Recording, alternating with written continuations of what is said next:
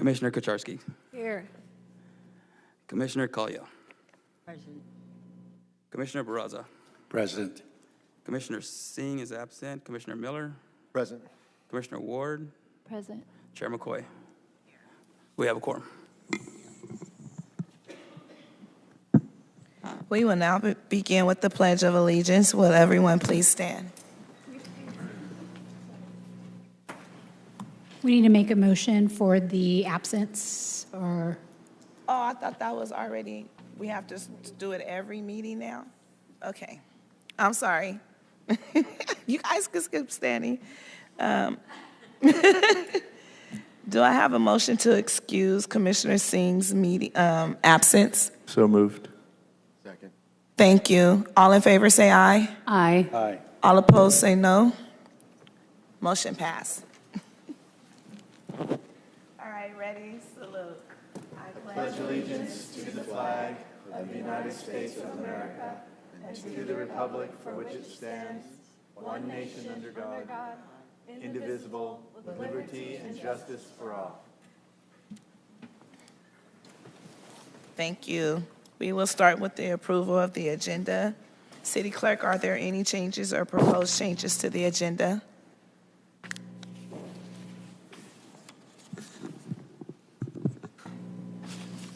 There are no changes.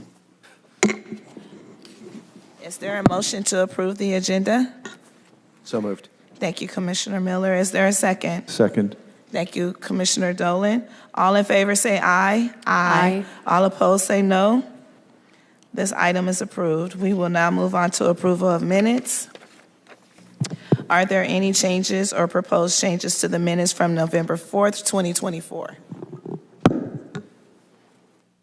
There are no changes. Is there a motion to approve the minutes? All motion. So moved. Nope. Thank you, Commissioner Soto. Do I have a second? Second. Thank you, Commissioner Miller. All in favor say aye. Aye. All opposed say no. One I abstention. feel like I need to abstain because I was not here last time. Is that, Nor was I, so I also abstain. what? I am also abstaining. Oh, okay. Okay, thank you. So do I have to do the vote over again? No, just go ahead and just repeat. It would be 6 and 2. 6 approved, 2 abstain. I couldn't hear you. I'm sorry. You can just approve it with the 6 approved and 2 abstain. Okay, 6 approve and 2 abstain.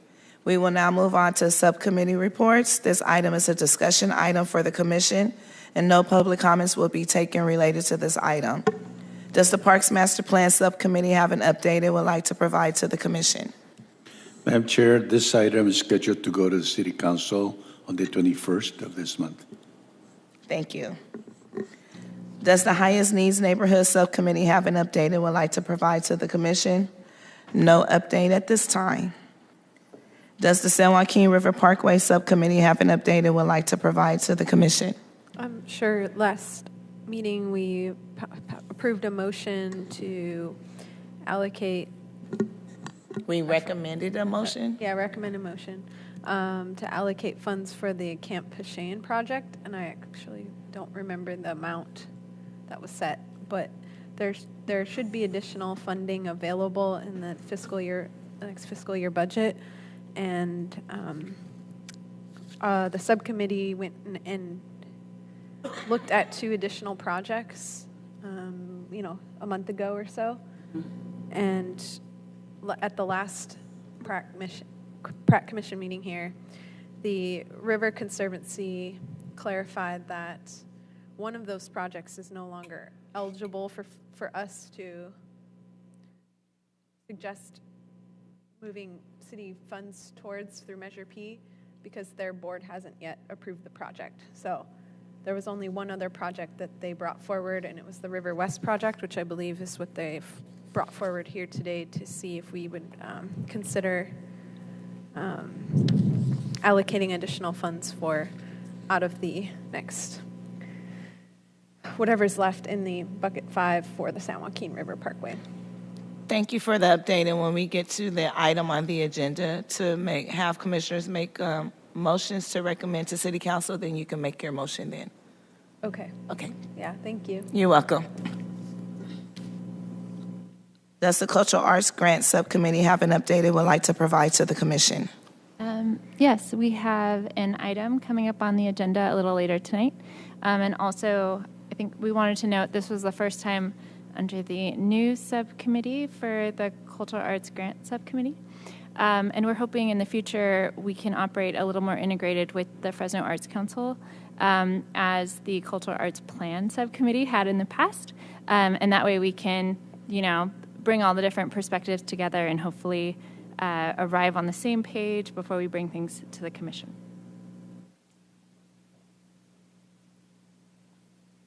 No presentation on the minutes? The minutes? What? No, No, so we're not doing the presentation on what took place in the subcommittee? No? that's going to be under 12. Okay. I think 12B or whatever Okay. that is.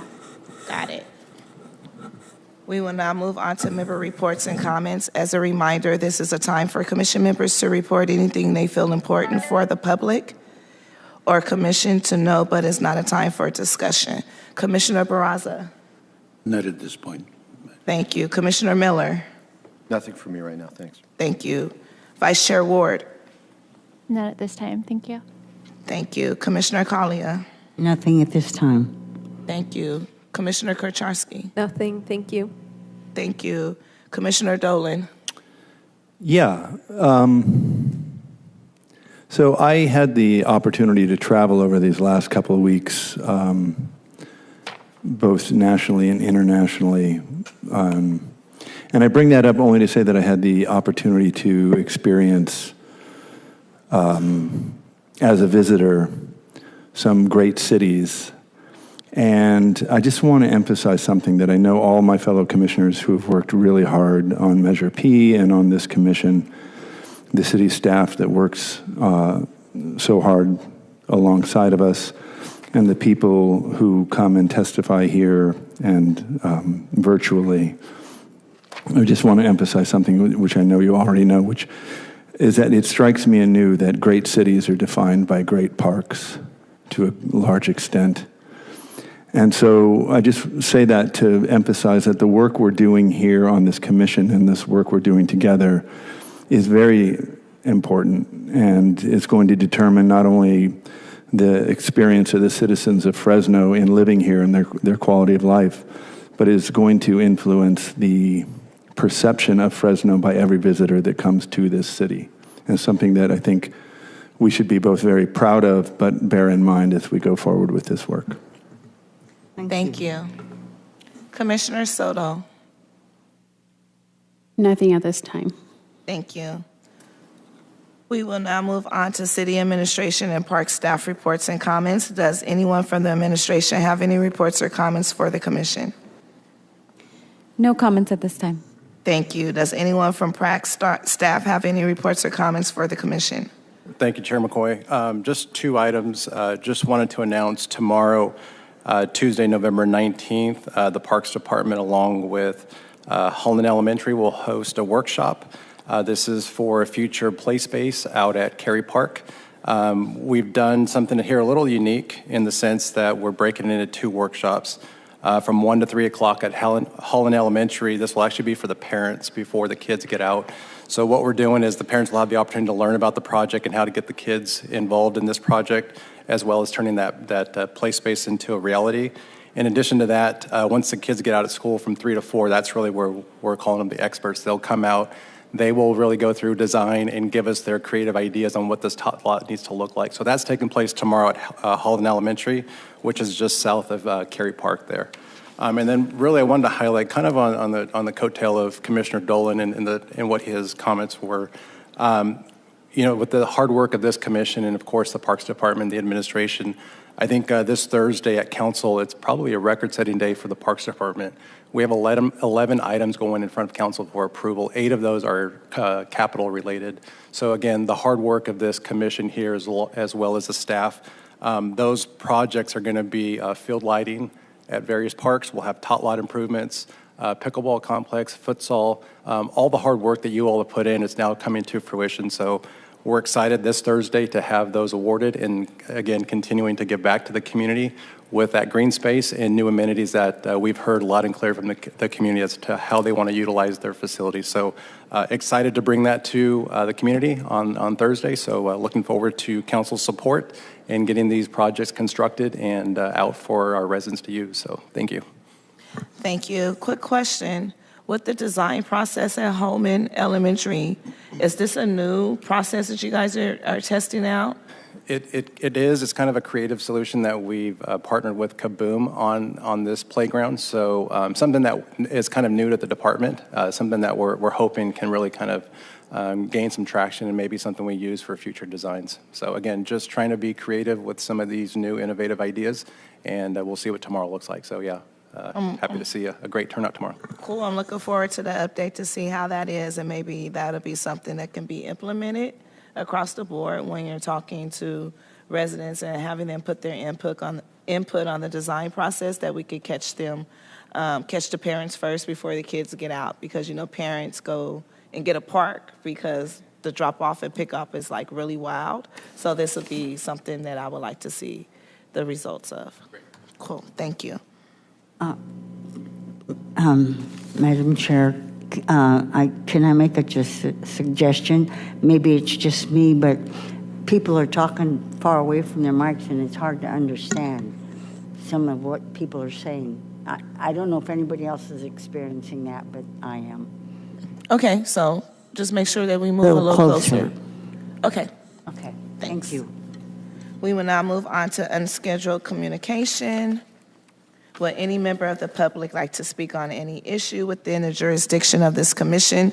You will have up to 3 minutes. If you would like to make a comment regarding any of the scheduled hearings, comments will be taken when each item is called.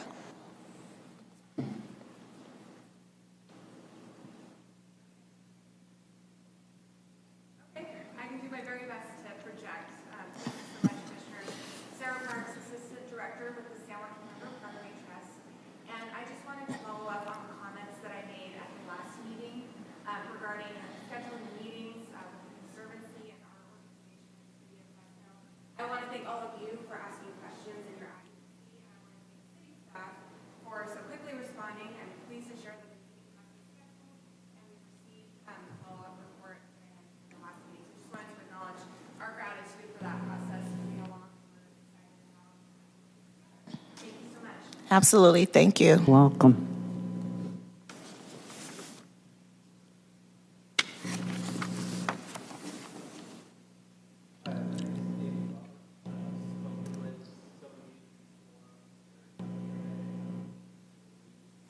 Can you speak a little louder, please?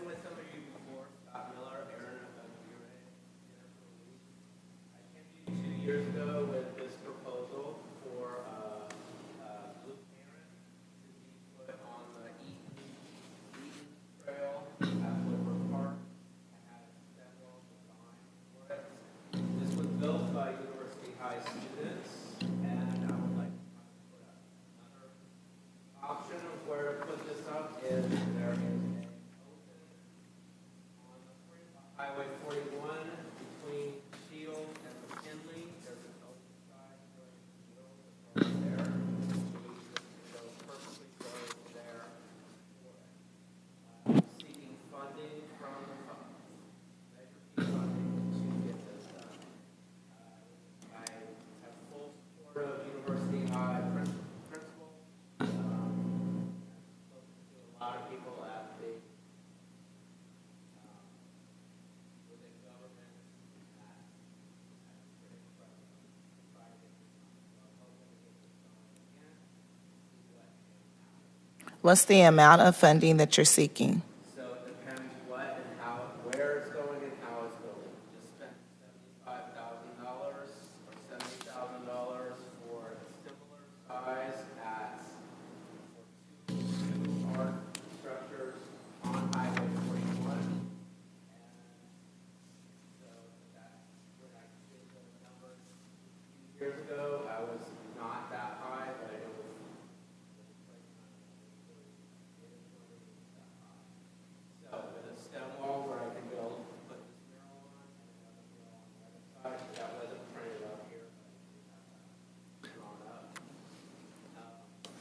Sorry, can I ask a clarifying question? So, did the original mural at Eaton go up, or is this that mural and it never? And why did it not go up at Eaton? This mural did not go up. I was unable to, hustling, just could not get anywhere with it. Okay. I'm trying to get somewhere with it now.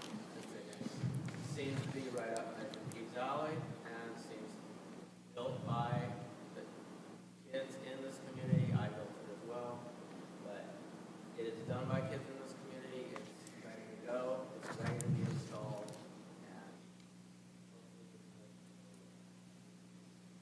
And what's the name of the project again? So this mural is called Blue Heron. And that house, the exact cost and what it would take.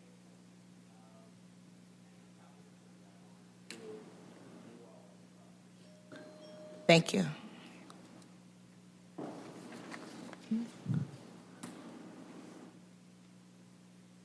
Any more? Chair, can I ask Commissioner, or I'm sorry, Parks Director Aguirre a question about this? Do you guys have an opinion on this going in there? Is it?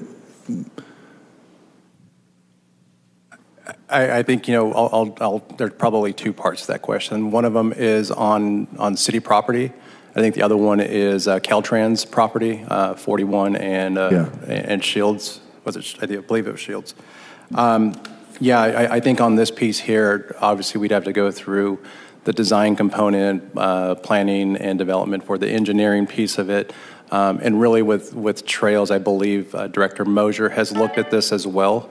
Funding has not been appropriated in our budget for this. I believe at one point in time, Category 4 was looked at for this. I believe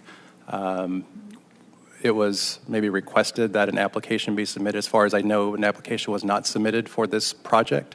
But again, this is funding that is not sitting in the parks budget at this time. Could Measure Z dollars be used for the engineering study? Measure P? Measure P, sorry. I have Measure Z. We'll take Measure Z if you want to, if the zoo wants to give it to us. Sure, what the heck. We can look at that, but again, I think the plans I've seen would need to be evaluated by our planning and development department before I could really tell you if that's feasible. Okay, thank you.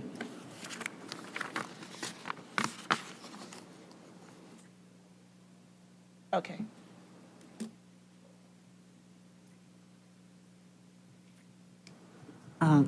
Can I ask something here to Mr. Aguirre?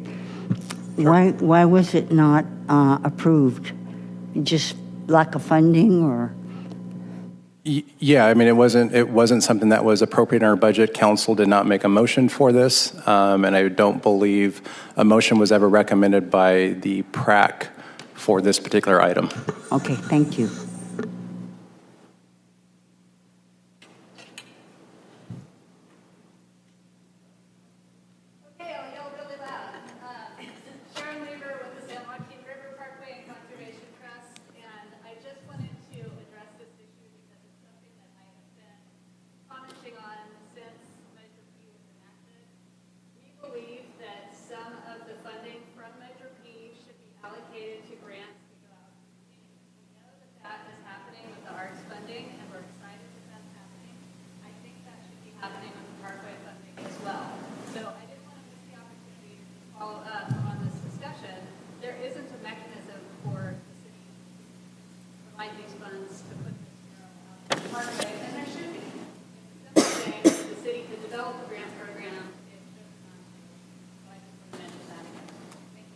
Thank you.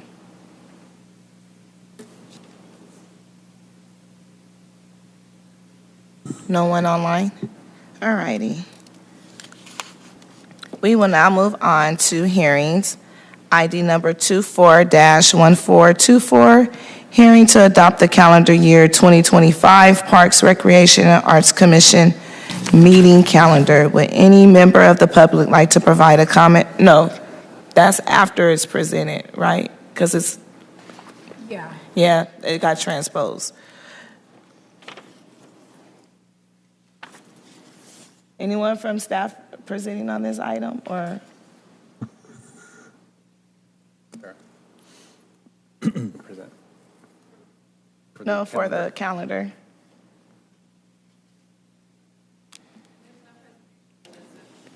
So we just take a vote? Can you go up there?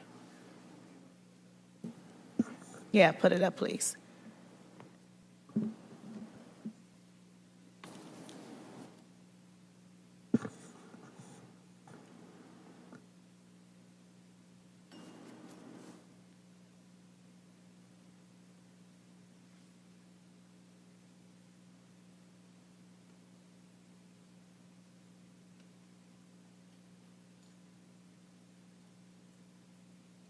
This is going to be a fun night. Audio issues.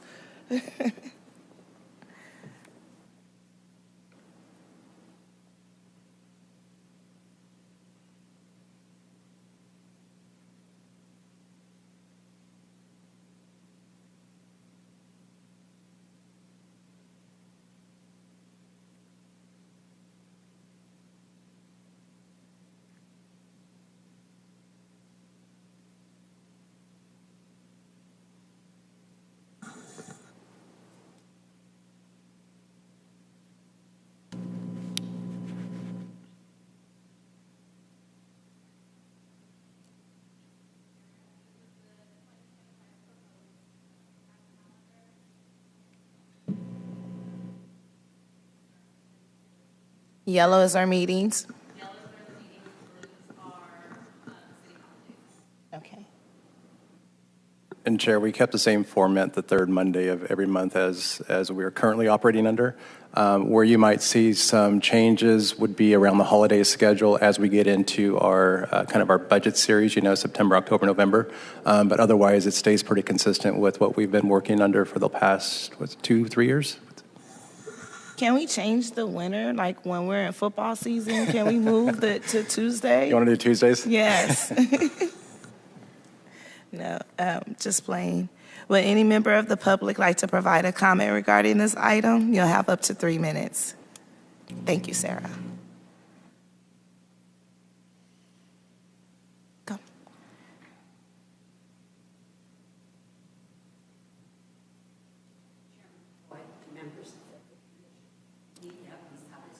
Executive Director of Fresno Arts Council. I would like to suggest that a special meeting be had to approve the guidelines. If no meeting is had, your next meeting will be on the 16th.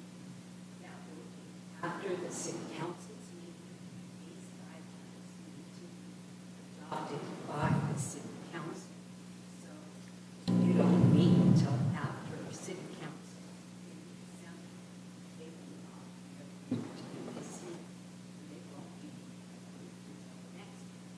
Further pushing this back and causing problems for the arts community who are depending on these funds to pay staff salaries and to initiate programs that will begin at the end of their fiscal year. So I just ask that you consider a special meeting. I have a question. Can you come back, please?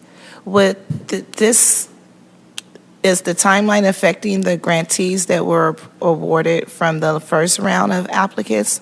It's not affecting the grantees. It's affecting the opportunity for reviewing applications. Okay. We have organizations that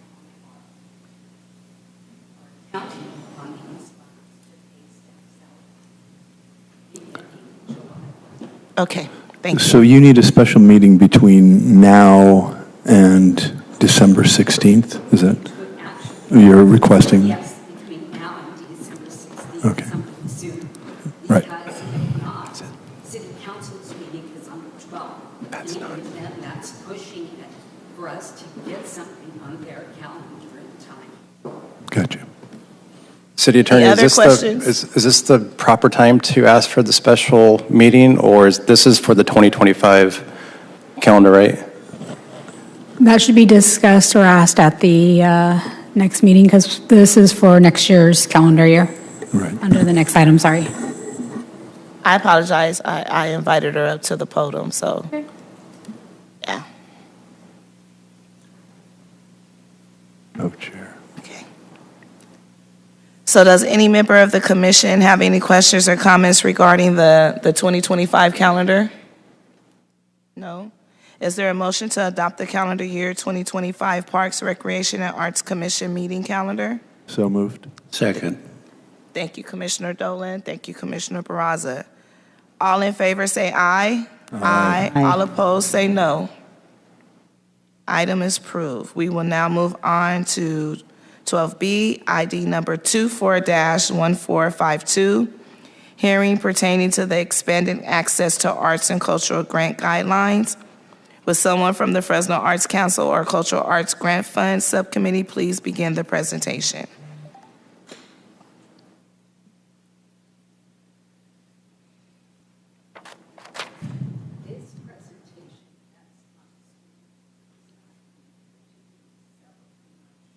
Okay, I think this is for the subcommittee, so do you want to go ahead and present? Sure. Is this the slide deck that I had revised? Okay, yeah. So the Cultural Arts Subcommittee met one time on November 18th, and we did have minutes that were included in the agenda. And then this subcommittee slide deck is actually a slight revision or expansion of what was in those minutes to better articulate what it was. So what our recommendations were. If someone can put up the first one. Give him grace. He's trying to fix everything. Oh yeah, that's what we just said. So Bernard, you could go to the next one. Yeah, and I think what that gets at a little bit is kind of what I mentioned in our subcommittee report is there was a process where the city staff was meeting with the Arts Council, and also the Arts Council was working with legal to kind of work through issues that were identified in some of those draft guidelines and policies that had been presented for initial review at the end of September. And then our subcommittee kind of met separately. So because we were meeting separately with city staff and not with the Arts Council directly, there was a little bit of confusion around why we were recommending what we were recommending and how it got integrated. But I can just go through. We tried to focus on what we considered to be the open items after the Arts Council and legal had already kind of worked through their comments and concerns related to those proposed revisions. So the first item was we had kind of recommended providing a reasonable alternative for organizations to show that they satisfied the requirement to be eligible to be a fiscal sponsor. So right now it says you have to have 2 years demonstrated expertise in arts and culture, and we were suggesting kind of broadening that or maybe expanding upon it so that people could show that sponsoring a arts and culture project is consistent with the organization's nonprofit purpose. So that was item 1. And because it doesn't have an asterisk, that means that's one that you will not see incorporated into the current red line language of the documents that were passed out tonight. Mm-hmm. Sure. If you go through your recommendation. Yeah, if you want to respond to. Yeah, okay. And it shows up at the end, but our last recommendation was that I thought hopefully we might be able to make a recommendation tonight on adopting these things with some revisions because I thought we were really close. Yeah. So. Yeah, we are very close. And on point 1, the 2-year language, I did originally feel very strongly that 2 years experience is necessary. I mentioned in a message to the subcommittee that you would not hire anyone without experience. We are asking people to work with a community partner that is supposed to function as their mentor and support. And so we should have at least a minimum of 2 years experience. That was also an interest of the City Council, which is why this is not a new recommendation. this is carryover from our original guidelines. So whether you change the language now or the city council chooses to put it back in, that really is not significant at this point. And so what I did was I used the language that the subcommittee had suggested, and I came up with, and I do have that information for you, but unfortunately, I was given these recommendations with not even a full day to prepare. So there was no way I could get you a presentation. But I did prepare one, if you want to see it. Tell us what the language was. I can't. The fiscal sponsors must demonstrate a minimum of 2 consecutive years of arts and culture programming, or indicate that arts and culture or culture work of the sponsored project is consistent within the furtherance of the sponsoring organization's nonprofit purpose. So I incorporated the original language with the new language to perhaps allow the commission to feel more comfortable that we're being more inclusive. Madam Chair, would this be the appropriate time to identify suggestions, or do we wait until all of them are discussed? I would like for us to wait since they're tag teaming. I just wanted to get on record the language that was used, since it wasn't enough time to prepare for a presentation. Thank you. Okay, then our second recommendation, and you'll notice the theme is reasonable alternatives. So our second recommendation was to provide a reasonable alternative for the applicants to show they qualify for operational support grant funding as an art and culture nonprofit. And so that's in addition to maybe utilizing an IRS NTE code, which you'll see in the original draft was the way that organizations may identify. And it's, if you begin with an A, your NTE code begins with an A, then you're an arts or culture organization under the view of the IRS. We said that in addition, they could demonstrate in other recognized ways that they identify with the federal and or state agencies as an art and culture organization. Okay, and so the new language states, to apply for general operating support, an organization must have an arts and culture NTEE or any other state or federal designation that shows the purpose of the organization is to provide arts and cultural programming. This is specific because the ordinance states in Section 4D that these funds, specifically operating support, is for arts and cultural organizations. Next. Okay, great. Our third recommendation is something that hopefully the commission will discuss. It was something where we were kind of hoping to get some more input on how to address, and we also, received and sought some additional community input around this, but it was to get at the equity issue. So in the first draft of the proposed language, it did reflect the 1/3 goal.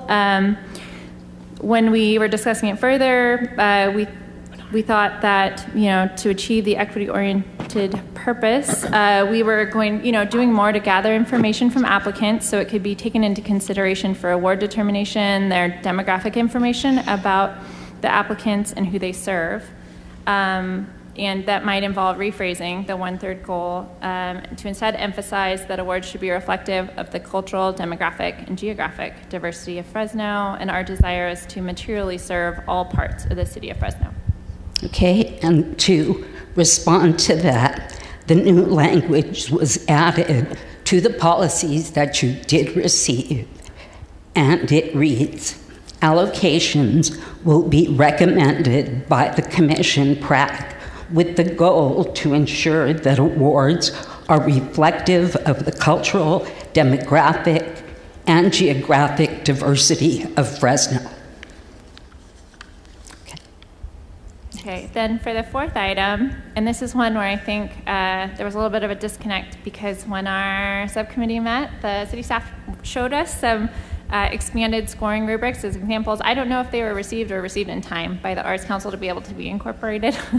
So when we saw the expanded scoring rubrics, we thought that further refinement of the scoring rubric would add clarity and transparency. And I don't think that made that into the draft that reached everybody tonight. No, it did not. In fact, the Arts Council reviewed various other grant evaluation processes and can see the benefit of eventually changing what we are currently using. Of those suggested, the NEA is one that we are very familiar with and would like to work towards proposing in the future. The NEA actually has a focus on quality of art presentations, which is an excellent thing, but something that I believe we need to work towards as our organizations evolve and strengthen their capacity. So in the future, I do believe it's important for us to do this. At this time, however, our process is very new, and the continuity of retaining what we have would be helpful to the returning applicants. This is also an issue when we look at time. We're pushing into December, and this still needs to go before the City Council for review and approval.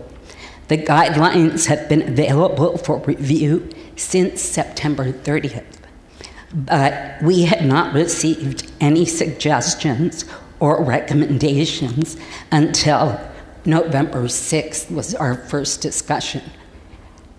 So the final recommendations came for this particular item, November 12th, with not enough time to incorporate a whole new process, because it means changing narrative questions, changing the scoring rubric, and actually adopting a very different adjudication process. So for this year, I would like the Commission to consider allowing us to continue with what we have, with the intention of using this next year to review a new way of evaluating our applicants. But for this year, we would appreciate your deference in allowing us to continue with the current process. Next one. Okay, Bernard, if you could change the slide, thank you. Okay, our next recommendation was around expanding the way scoring committee members and the guidelines are identified by expertise. So, for example, identifying as practicing artist, nonprofit administrator from another field, and disadvantaged community residents in addition to the existing categories, and that's with the goal of increasing transparency.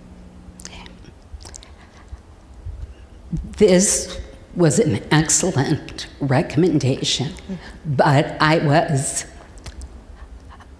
not clear what was meant by disadvantaged. And I also was concerned about the cultural sensitivity or value judgment that that word imposes. And so I did rewrite the information, and I said an adjudication panel made up of community members representative of the cultural, demographic, and geographic diversity of Fresno will be assembled. They may include artists, culture bearers, and nonprofit administrators. And so that then is a broader statement than what was there before, and I think it was what the committee was trying to achieve. Okay. Item 6 was just to fix a typo. The asterisk indicates the typo was fixed. Done. Okay. Bernard, if you could change to the next slide. Thank you. So our 7th recommendation was to consider incorporating a question about scalability in the grant awards, meaning applicants could apply and indicate that whether they're open to accepting less funds than requested. And on that one, it was kind of brought to our attention that on our year 1 grants, we did fund most of the applicants at less than 100%, and that it would be helpful if we indicate in the application process or try to solicit in the application process whether or not that's something a potential awardee would be receptive of. So that item is addressed in the letter of intent. And the line in the letter of intent states, I acknowledge that all grant awards are dependent upon funds available and that I will be able to adjust my program project if I am awarded less than the amount of funds requested. Okay, our 8th recommendation was to add the total amount of funding available for the year 2 grants to increase transparency. And that's because I believe at this time it is known how much money is going to be available. And then there's the goal of approximately 50% going to each of the 2 different grant types. So that would help make everybody more aware of what is going to be available for the different grant funding opportunities. And so included now in all of the guidelines that you received it states an estimated 6.2 million will be available. This is already included in the application guidelines. Okay, great. And then our 9th and final recommendation was that we add an action item to the meeting agenda tonight, so that way we could recommend the guidelines, perhaps with some revisions, as we've heard, so that way we can get them in front of City Council at an appropriate time. Yeah. Madam Chair, could... 1 second. Do you have anything else to present to us? Actually, you have now received for the 2nd time the guidelines that are proposed.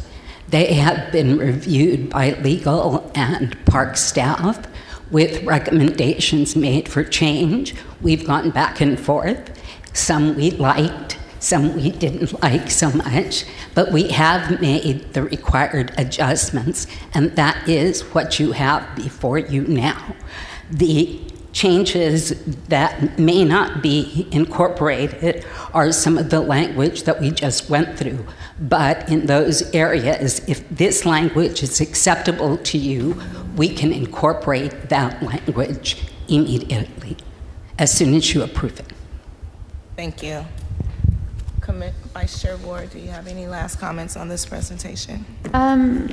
Yeah, I know that we'll be hearing from the commissioners and some of the other members of the public on this item, but I did want to ask, before you conclude your presentation, under the proposed guidelines, you were encouraging that I think the established organizations were only going to be eligible to apply for 1 category of funding. Is that correct?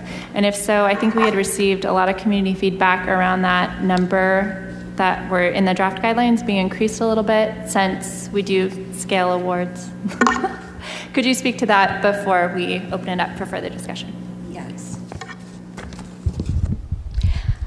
I don't like holding this thing. I apologize. But that's okay. We have received requests from established organizations that the cap on the amount that they're eligible for be raised to $350. And if you look at your documents, that is included there in these recommendations. And that is because, as Commissioner Ward stated, they will no longer be able to apply in both categories. It's just 1 category. And so if we can raise the cap to $350, then they have a much better opportunity to get to that 300 threshold, which is really what they were looking for initially when we began this process. And I believe it is a fair thing to do, because they will only have one opportunity. We are still allowing 2 opportunities for emerging organizations. Any other questions regarding the guidelines? So I'm going to go out to the public first and do public comment, and then I will bring the discussion back to the commissioners, and then I will bring you back up for questions. Thank you so much, Dr. Chavez. Would any member of the public like to provide a comment regarding this item? You will have up to 3 minutes for comments. We have Gabriel Lozano online.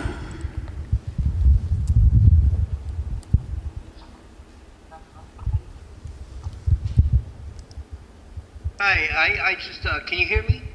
Yes. Yes. Hi, here's the thing. I just wanted to make an announcement because of unscheduled comments, I wasn't able to speak, and then this is the first person I could hear on the microphone during the meeting and stuff, and I just wanted to let you know that. But I wanted to speak on some unscheduled stuff. So that's all I had to say on the arts. But the only thing I can suggest is that you look at Rural Cultural Arts Centers and some of the examples of what they do at Balboa Park for arts. A lot of this type of programming and so forth, and I think that existing programs at Southeast Fresno would need because of the lack of opportunities. We don't even have physical parks. We've done a lot of programming, so therefore you have to have a foundation to have art, so we don't have anything like that there. So that's all I got to say about that part. But if I could say something about the unscheduled meeting. No.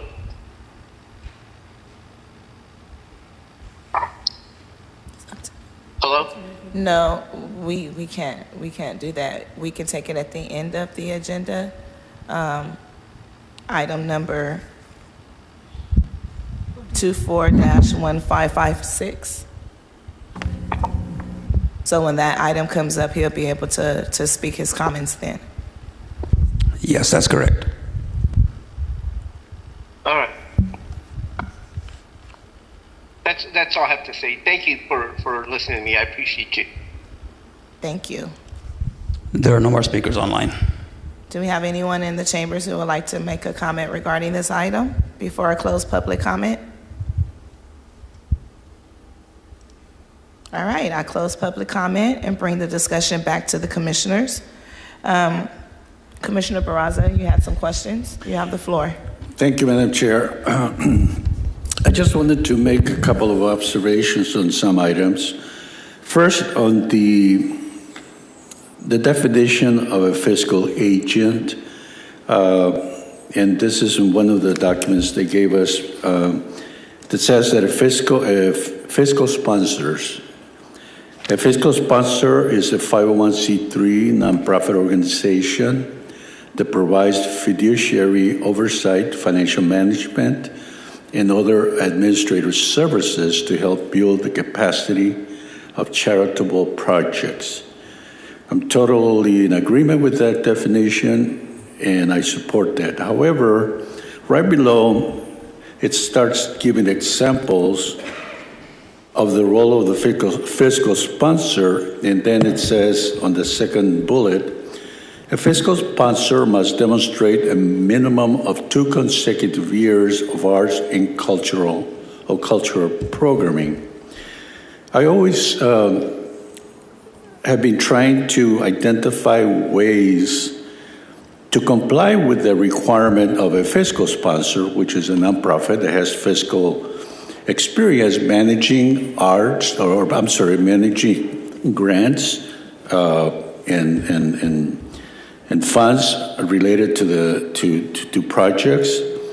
But I wanted to add an alternative to comply with the requirement of the arts and culture program by adding something to the effect that would say, as an alternative, an applicant may also use the services of a consultant or an individual who has experience in managing, teaching, or practicing cultural arts programs. So that means like a professor at Fresno State could be a consultant to a fiscal agency.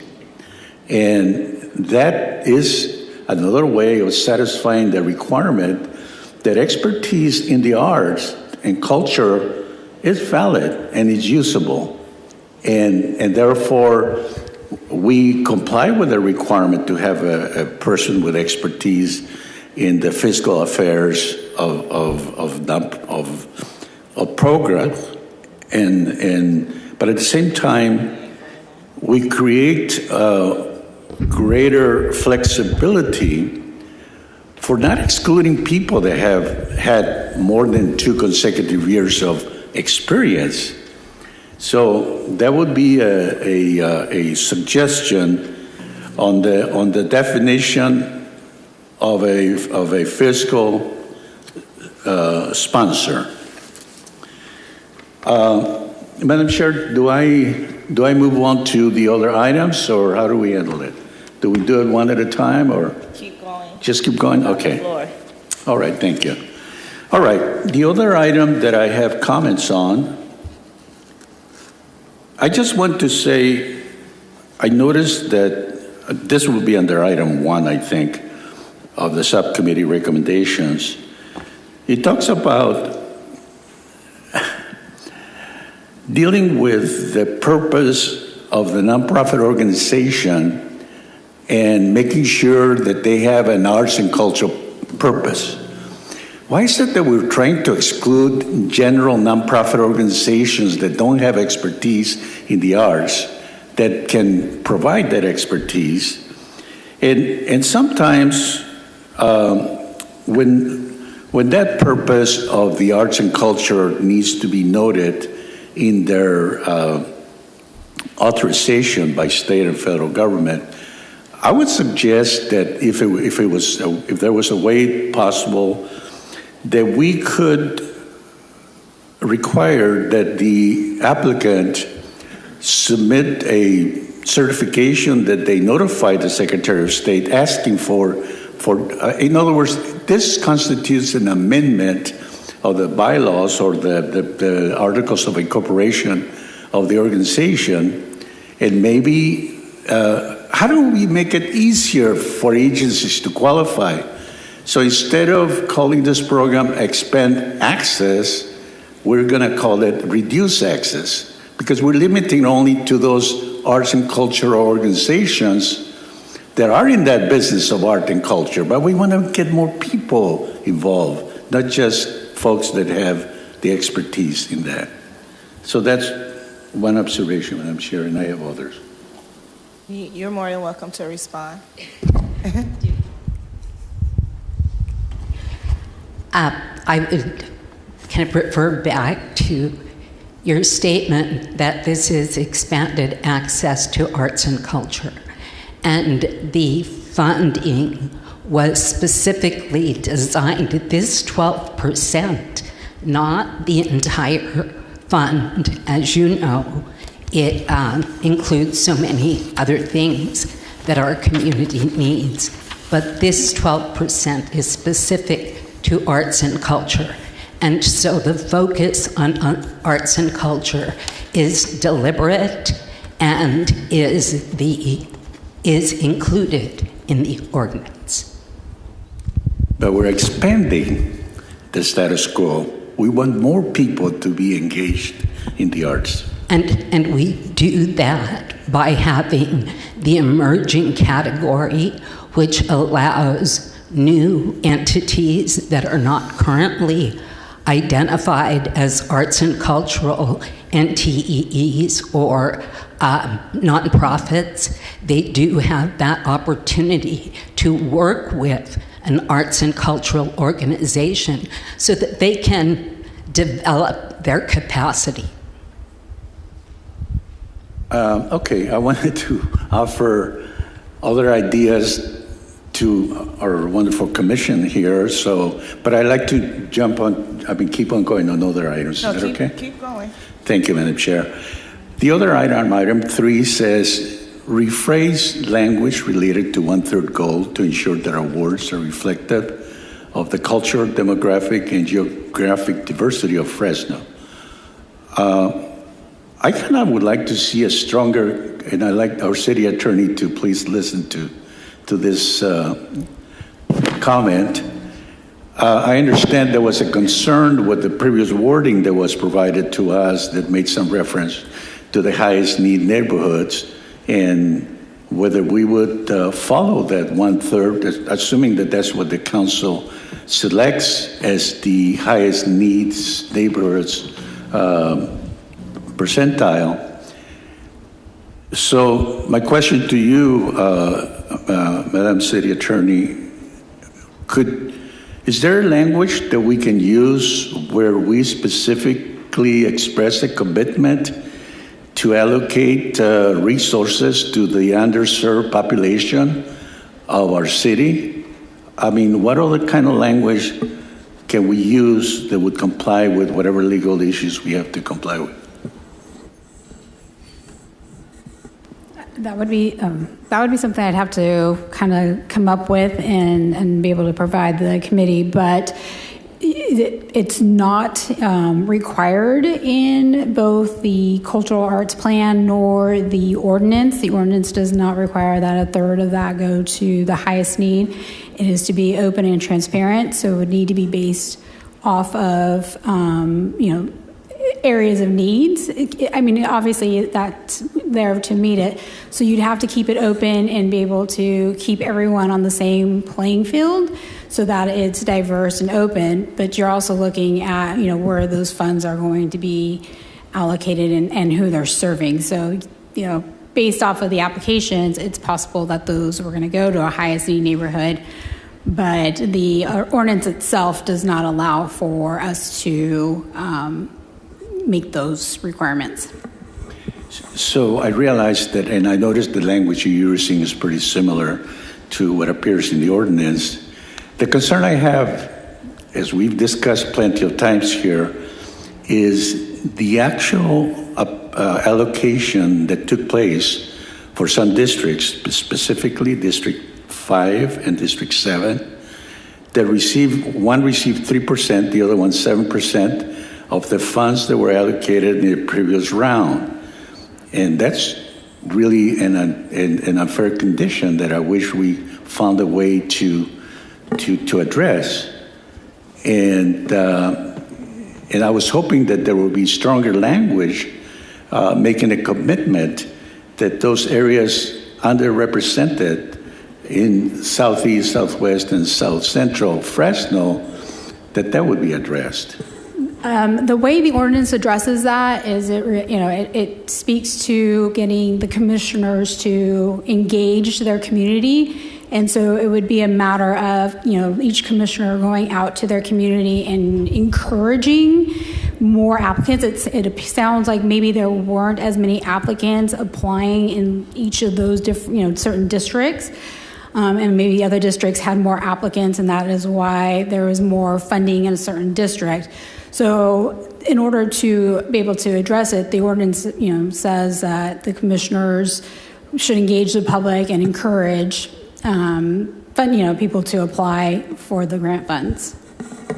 I think at a minimum, I think it would be important, and I thank the executive officer of the Arts and the Arts Council of Fresno, that she actually already has started to do outreach, and I appreciate that.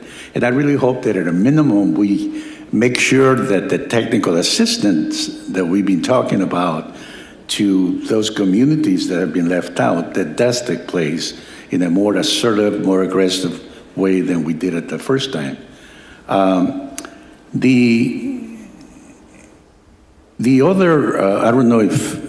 Can I say something? Yes. I don't think that the other communities were left out. I think that it's up to us as commissioners, just like when we have the highest need surveys and we need community responses, up to us to let our network of residents in our communities know that this opportunity is available and you have this amount of time to apply. I think if you're trying to restrict it to quote unquote disadvantaged communities, that's where the problem comes in it. And I don't think that, and we have to be careful to follow the ordinance and the language of Measure P as well. So we have to be careful when we want to restrict different things or ask to restrict different things, because at the end of the day, we still have to follow the ordinance and the way that is written. Madam Chair, the agreement between the City of Fresno and the Arts Council is very clear about the responsibility for outreach for the Arts Council, too. But it's up to us as well if we want our communities. For instance, you're representing Southeast Fresno. So all your artists that you know in Southeast Fresno, you need to get them to apply and fill out the application. All the artists that I know in Southwest Fresno, I need to get them and encourage them to apply so they can have a chance of receiving funding to continue this work. So if we restrict it, we're not really being a good advocate, because we're asking for restriction and we're not advocating for everyone. The arts community, to me, is a little bit different than when it comes to our parks and our disinvestment in our parks. So I feel it's our responsibility to advocate and get our network of residents to be able to apply. We cannot change the language or change the ordinance. We can't make people go to meetings when they're doing their outreach. All we can do is tell them that this meeting is on such and such date, and it'd be very imperative for you to go there and learn how you can be able to continue doing what you're doing and apply for this process. Or since you don't have an arts component to what you're doing, you can learn how you can get under a fiscal sponsor or a nonprofit to be able to explore and create that 2-year work, that 2-year art component that they're asking for each applicant to have. Because we have no authority to change the ordinance whatsoever. We have to follow it. So what we're asking is not in compliance with the ordinance. Well, Madam Chair, I could tell you that the first round did not do what the ordinance says, which says the awards are reflective of the cultural, demographic, and geographic diversity of Fresno. And I believe that. Did not happen the first time. And I believe that, but if you know the arts community is really primarily in downtown Fresno. So that's why we've seen so many applicants from downtown Fresno. And then we have some in North Fresno, we have some in Southwest Fresno, we have some in Southeast Fresno. But the arts community, the Fresno Arts Council, is located in downtown Fresno. So all of our artists really come from that community, and then we expand out to other communities as well. So when we talk about wanting to change the ordinance or wanting to restrict it to Southeast, Southwest, South Central, that's not equity. That's not equality to me. I think what we're saying is that we hope not to see that the allocation funds for districts like District 5 is 3%, where other districts got 43%. So it's our jobs to make sure that we get those artists in here so we can see those numbers go up. Because without us networking and letting people know that this money is available, then you're going to keep seeing that if they don't apply. So it's not anything on the Fresno Arts Council, in my opinion. It's us as commissioners networking out to our networks and our residents to get them to apply so they can have a chance. I guess we have a difference of opinion. And it's okay, we can have a difference of opinion. Madam Chair, if I may continue with Yes, the next you may. item. The other thing I would like to see is a list of the fiscal agents that you have available in Fresno with contact information.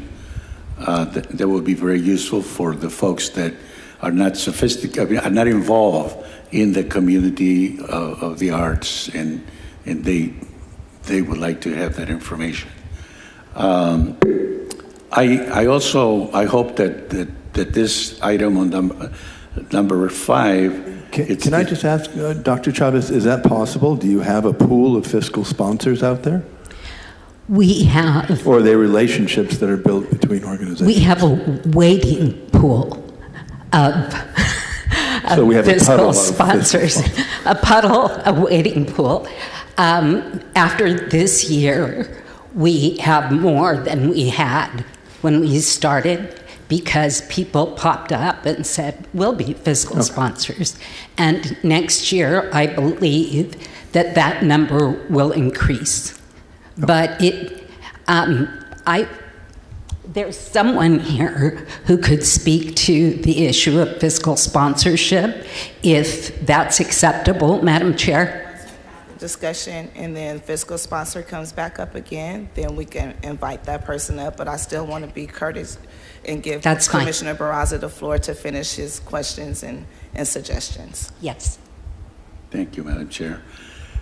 The other part that I like that is pointed out on item number 5 about it appears that it says that it should include folks from all segments of our community in the screening process, and I would like to know either after it's completed or the ethnic background of all the folks that participate in the screening process. And that includes our own commissioners and the other, the members of the subcommittee, our subcommittee, and also members of the community that will participate in that. When we recruit adjudicators, we do ask that they indicate their ethnicity, but it's not required. And so we did have, in the last process, some folks who chose not to identify, but we do have that information. Thank you. That's it, Madam Chair. Thank you. Thank you. Commissioner Miller? I think the only comment that I have is, again, just to piggyback on what you said earlier, that I don't think that there should be a presumption that awards that are given to organizations that happen to be downtown would exclude services in any district any more than when the city council makes a budgetary recommendation for a department of the city, the water division, which happens to be, over on McKinley Avenue. It doesn't mean that the water division funds are all being spent there, in other words. So, Madam Chair, if I may comment on that, I think we need to do a better job of organizations that are located downtown, that they truly serve Southeast Fresno, Southwest, and South Central. That is, I wish I could say that is true happening. And I don't question their good intentions of doing that, but I don't think it's really happening. And one way we can address that is that, and I think it's being addressed somewhere where I heard that there would be a requirement of applicants that they identify the population they serve. Because if you go to the Philharmonic, you probably don't see a lot of folks from Southeast Fresno. But that doesn't mean that couldn't happen. I've been there.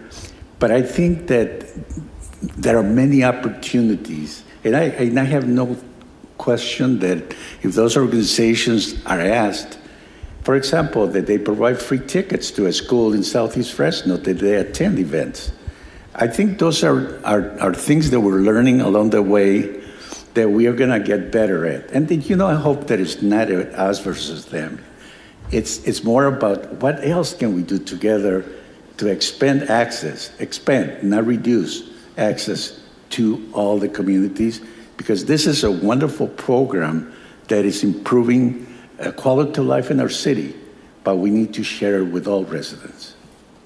And I believe that's true. And Southeast Fresno has one of the performing arts high school right in the center of the community. And a lot of people have attended that school and have went on to have great careers in the arts and culture community. And I don't think that Southeast, South Central, Southwest is being overlooked. Again, I just feel that us as commissioners, when we know things, that we need to start networking and getting people. Since we had these guidelines, I have told every artist and every nonprofit that I know of in Southwest Fresno that once these guidelines are approved, that you need to start applying. So you can start expanding or start working and getting funding for your artwork that you're already doing in the community.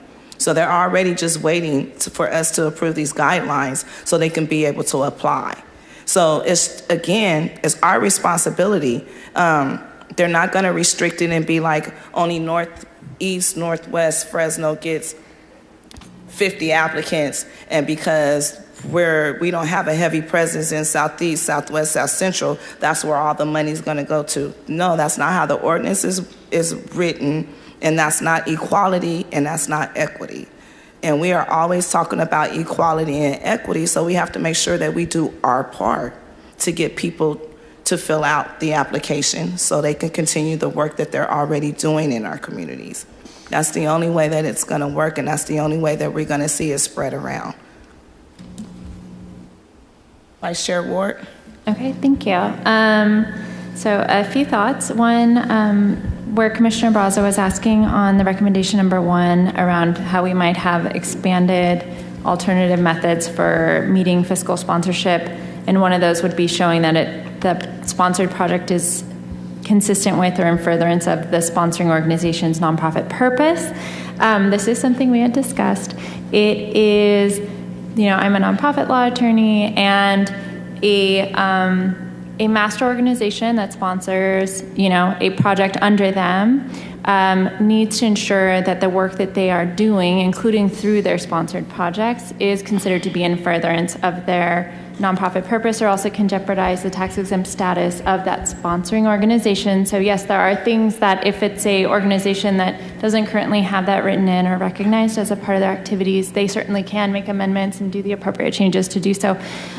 We just wanted to do that so that way it was a little bit of a broader net, but also remain consistent with kind of the legal requirements around how organizations work in the nonprofit world when they are carrying out not only their own activities, but encouraging and supporting activities under them. One of the things that I think we had talked about, but didn't quite make it into a recommendation connected to item 2, is we thought that it would be helpful for the applicants that maybe as an appendix to the policies, we list what those NTEE category A's are. Just so that way, again, not all organizations understand what to look or what there is, but it can be found online. And then also there are methods, and I think that the Arts Council was, as part of their expanded technical discussions they were going to be having with potential applicants, they were going to be speaking kind of more broadly with applicants around how you can add NTEE codes and make sure that there's, something recognized associated with the organization if that's the method they want to utilize for qualification. And then I think that overall, I just want to mention, again, I think with some of the further revisions, proposed revisions that we heard from Dr. Chavez tonight, that we are, very close, hopefully, to having guidelines and updated information we can recommend to go towards the City Council for their consideration. And kind of echoing the comments from Chair McCoy, I think it's really important that, we just do what we can to encourage a lot more applications to come in from all over the city. And then you'll see throughout the revised guidelines and policies, we are trying very hard now to do what we can also to gather more information from potential applicants around who they are, have them tell their story about who they're serving, show who they're serving, and then that way all that information can be taken into consideration. We do want to be consistent with the ordinance around it being open and transparent and available to everybody, but also that it really is designed and intentional about serving all parts of the city. Thank you. Commissioner Collier, you have the floor. Thank you. I was just, first I'd like to just comment that I have talked to several artists and arts groups that don't even know Measure P exists. And some groups that are aware but have not applied yet. And I've passed out, we had some flyers here. I passed them out to everybody I can think of. It doesn't matter where they live. The other thing I was going to ask is how come, since time is of the essence, why we didn't put an action item on the grant guidelines? Why are we waiting? And if it doesn't say action, is there any way we can take action? Angela, I think this is a hearing, so we could take action if the commission was ready. Is that correct? Yeah.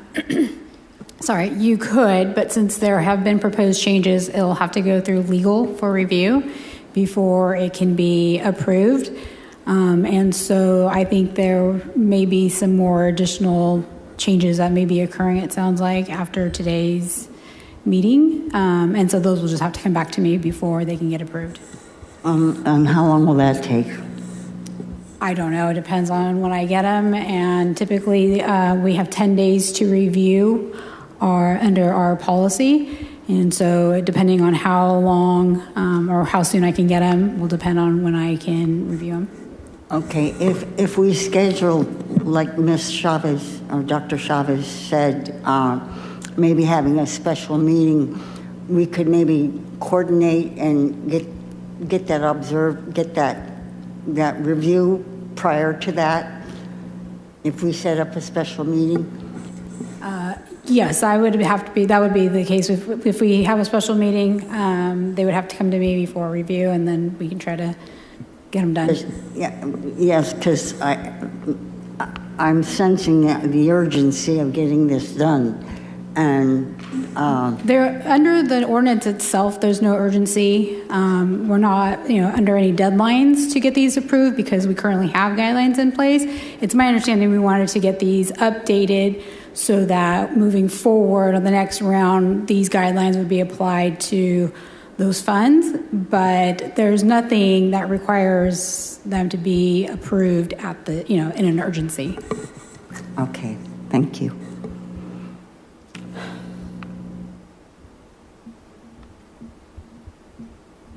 I'm done. Okay, Commissioner Kucharski? No comments. Okay, great. Thank you. Commissioner Dolan? No comments. Thank you. And it looks like Commissioner Soto stepped up. Madam Chair, when is the item or when is the topic that Commissioner Carragher was making as to scheduling a special meeting of the commission, which I would support? Say that again, please. My question was, when will the question of scheduling a special meeting of the commission in the month of December that I would support to more timely approve the guidelines so that the Arts Council can move forward in opening the grant application process? I would support that too. Can we make a motion?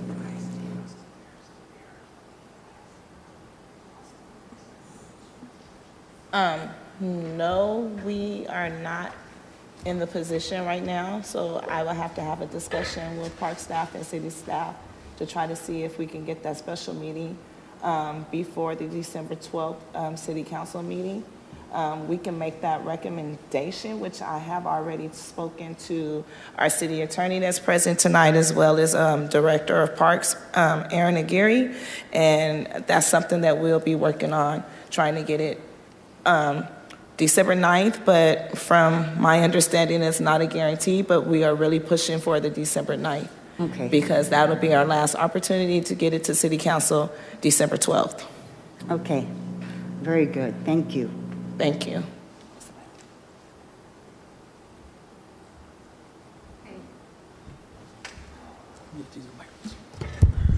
So is this a public comment? Yeah.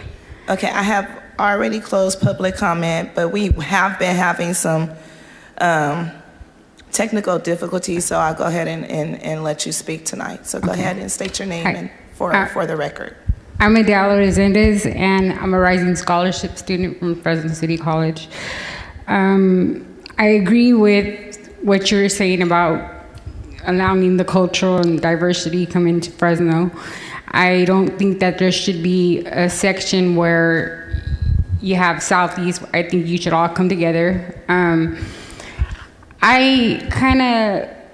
advocate for mental health, so that's what I'm trying to look forward to, like mental health with children, also in adults. I just think that the art curriculum it should be more addressed and more open, more supportive. I think that it would benefit the youth and along with adults. I I have sponsors, so like I try to include active minds into what I'm trying to do for my curriculum, because eventually I want to open my own business. But I think it would kind of be beneficial for people that have, the youth that go through disadvantages because they're just unstructured in homes. I think that Fresno County should try to address the places that are able to show ideas about the art curriculum and kind of come together. The grants and everything like that should be, well overviewed. I was able to go to Fresno State and view the art gallery there that they had. It was a seminar.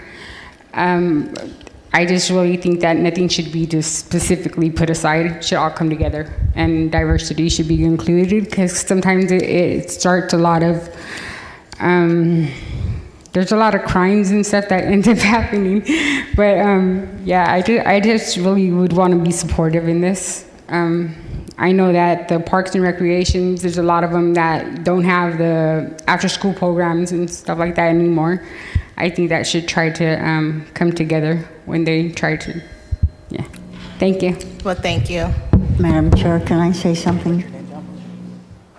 Once I reopen public comments. Oh, so I'm sorry. Take these public comments. Yes, I'm sorry. And then I bring it back up to the floor before we move on to the next item. Adela? Oh, that was you? Okay. Elizabeth Lavelle.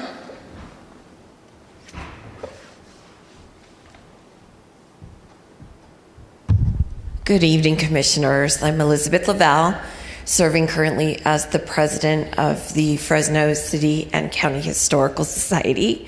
I was hoping Commissioner Barraza would be in the room because I wanted to talk from the point of view of being a current fiscal sponsor for Measure P organizations. And while we are very much hoping that we can expand, we've already taken on several others from Southwest and Southeast. It is not something to take on lightly. It requires a huge fiscal responsibility. And when the check comes, it has to go in its own account. Bills must be paid. And one of the concerns that I would have in opening the door too widely is that as a fiscal sponsor, you're not only mentoring those that you're hoping to serve as an emerging organization, but you do have the responsibility to ensure that the money is well managed, that it's going directly to the people that are being paid for the services. And so to just use a little caution in widening the guidelines too much, we are one of those that will be continuing to fiscal sponsor, Southwest, Southeast particularly.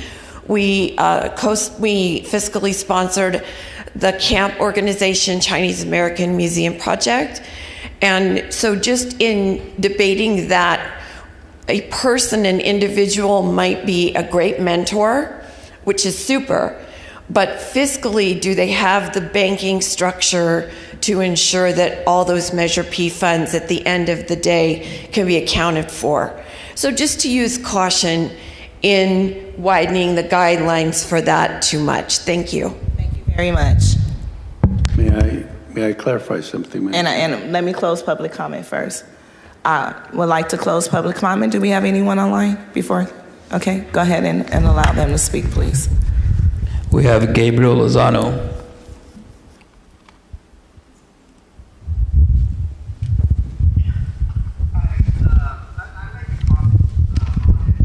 One moment, Gabriel. We're trying to get the mic to where everyone can hear you, and we'll restart your time. Go ahead, Gabriel. Can I speak now, or just let me know when?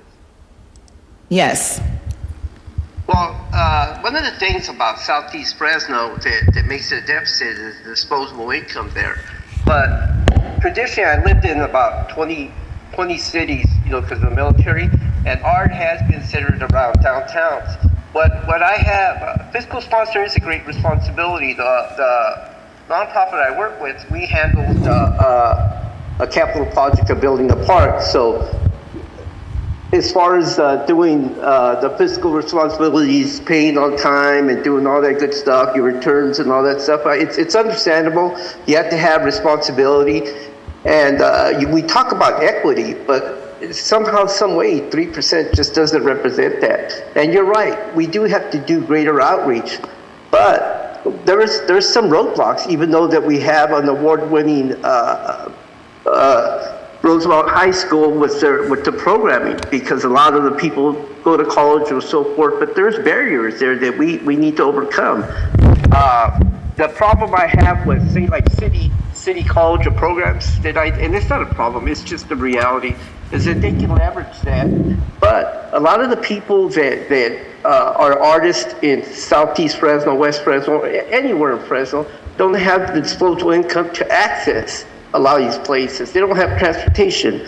They don't have the know-how, and it's just part of what they're doing, and it does part do that stuff. But I have seen art, because I have done programming in a mental health facility, and the beauty of it and so forth. But I advocate that all sides find a solution for that. And it's different, because an artist in North Fresno is a little bit different. You have a little bit more of a clientele. You have a lot more disposable income.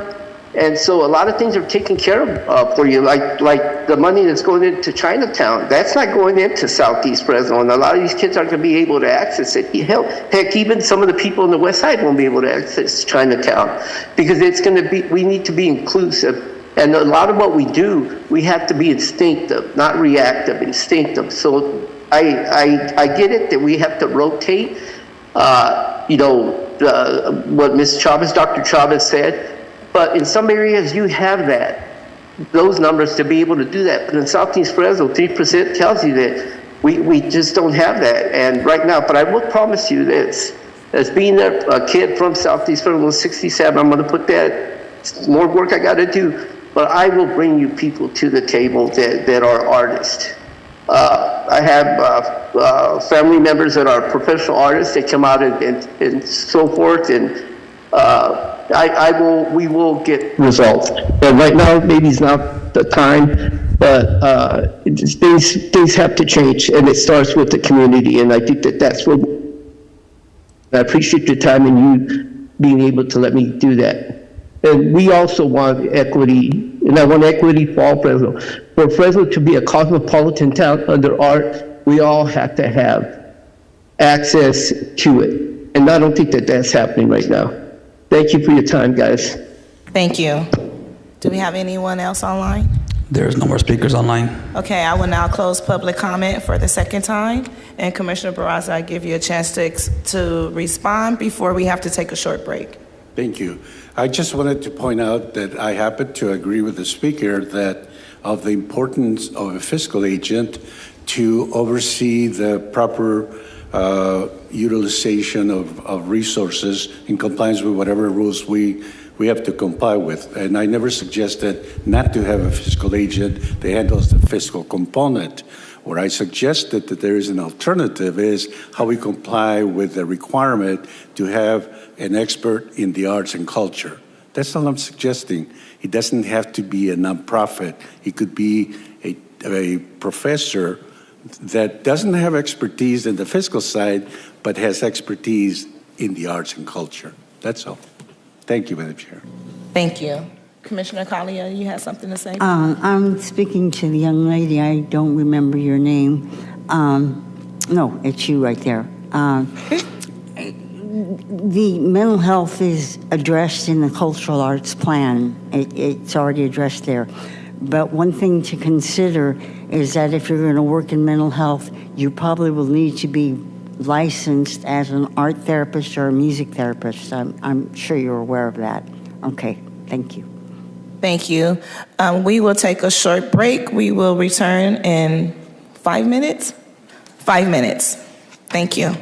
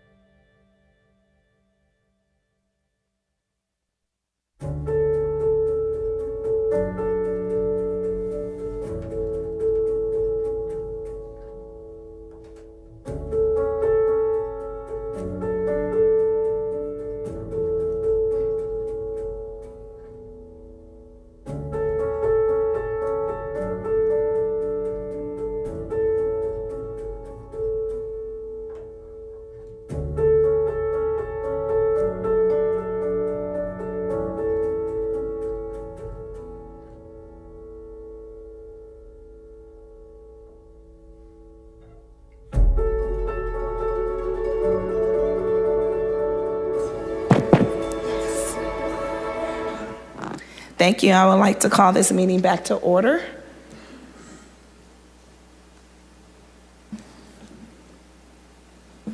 And we will now move on to the next hearing, 12C, ID number 24-1576, hearing pertaining to the Parks After School Recreation and Community Service Prax Department Fiscal Year 2026 Budget Build as it relates to capital projects, after school recreation and community services programs, and trails beautification in the San Joaquin River Parkway. Would someone from the Prax Department please begin the presentation? Good evening, Chair McCoy. Ooh, I got the microphone. I feel yes. I feel very special. Okay, I and members of the commission, thank you so much. My name, of course, is Ed Chinevere, Assistant Director for the Parks Department. This is the fourth time that we've come before you this season for the fiscal year 2026 budget. And I'll just really quickly run through this presentation, but I know we've seen it several times at this point. The slide before you here is the Parks Department's currently adopted, so this is the fiscal year 2025 Measure P budget, not just the Parks Department, but all departments that participate in Measure P. As you can see across the top, the Parks Department, the Department of Public Works, the Department of Public Utilities, and the Capital Projects Department. And to the far right, those totals are summed for the city altogether. So this has the beginning balance of Measure P by sub-fund. So once again, those sub-funds are broken down so that they are specific to particular clauses in the ordinance. So Subfund 2701, for example, is for Measure P Category 1 funds to operate and maintain existing city parks citywide, whereas Subfund 2711 is specific to operating and maintaining parks that are designated in areas that are currently in the definition of highest needs neighborhood. This also has the tax revenue for your reference. Any other revenue, which is primarily interest, and then the appropriations or the expenditures by department, totaling $88,442,200 in Measure P revenue, which of course is very specific to those individual categories, as you can see here. But I wanted to make sure to bring this back in case we need to refer to it during today's hearing. So this is the fourth budget hearing for this cycle in fiscal year 2026. Of course, we heard from the capital projects team on all of the capital projects that are currently underway in the Parks Department and in our partner departments.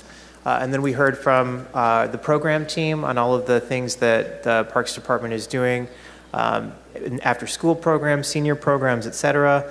Last time we met, we had a presentation from the Department of Public Works for landscapes, trails, beautification in the San Joaquin River Parkway. We also heard from the police department for the park ranger program, as well as from the Beautify Fresno team in the Department of Public Utilities. So today we have one more opportunity before we really get, there will be more opportunities, but this is the kind of the last one before we really start in earnest on building what the start of the mid-year analysis and the FY26 budget cycle.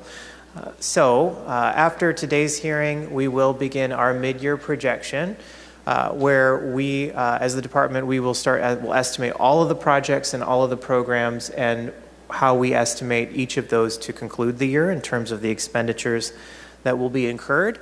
That will give us essentially, after we also do the same thing for revenues, what, if any, from the current year's funding will roll over to next fiscal year. And then that will go into our next big step, which is when we actually build the budget. So we'll project out the revenues that we estimate to receive in fiscal year 26. We'll request that all of our managers and staff make any recommendations to the department director about any new programs or items that they would like to see for fiscal year 26. We'll work together to put together our base budget. So if there's any reallocations in that base budget or any new requests that we'll propose to the mayor's office. That needs to go to the mayor's office by March. Then, of course, the mayor will present his budget to City Council in May, after which we'll bring that right back to this commission, and then that will be your second opportunity to make recommendations in response to the mayor's proposed budget. After that, of course, we'll take any recommendations you had either from these 4 hearings or from those hearings in May to City Council during our budget hearings. And then, of course, the council will need to adopt a balanced budget by June 30th. So we wanted to bring back all of the motions that you've made so far in this budget cycle. So there are 5 at this point. One, to allocate $75,000 for the Office of Neighborhood Safety and Community Engagement, focusing on female youth. A second, to allocate $300,000 to continue the youth fee waiver program, making a minor language change so funding applies not only to individuals but also to nonprofit organizations serving low-income residents, helping them qualify for fee waivers and increase marketing and outreach efforts to encourage higher utilization of the fee waiver. Third one was $75,000 for a mentorship program targeting youth ages 9 to 17 with a focus on academic support, workforce readiness, and general mentorship. Fourth, to allocate up to $75,000 to engage a consultant to evaluate the sustainability and conservation aspects related to the park landscape maintenance operations. And fifth, to allocate up to $150,000 for the Camp Pachean project as part of the Bucket 5 San Joaquin Parkway. There was one pending motion from the last one, which was to allocate funds for the design and construction of field lighting for 2 sports fields at Al Radka Park. So if the commission would like to entertain that motion today, we're available for questions as well. With that, there's some example language on the screen for motions, and I'm available for any questions, after which we'd love to ask you to take comment and then make any recommendations that you have to City Council. Thank you. Thank you. I would like to go out to the public first. Would any member of the public like to provide a comment regarding this item? You will have up to 3 minutes.